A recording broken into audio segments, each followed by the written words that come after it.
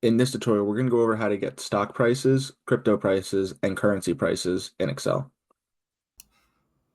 As you can see, I have a ticker, a currency pair, and Bitcoin to USD.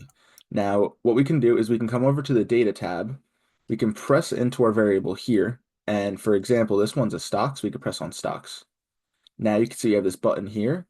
So what we could do is we could press into here, and to get prices, we could just scroll down and press on price. And now you can see here we have our Apple price.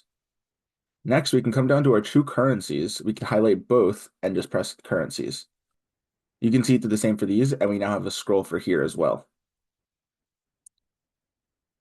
And we could select prices. We could also do change.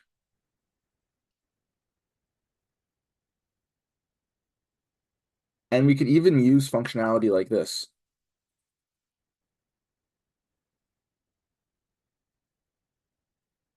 As you saw, there's a lot of other functions you could use here.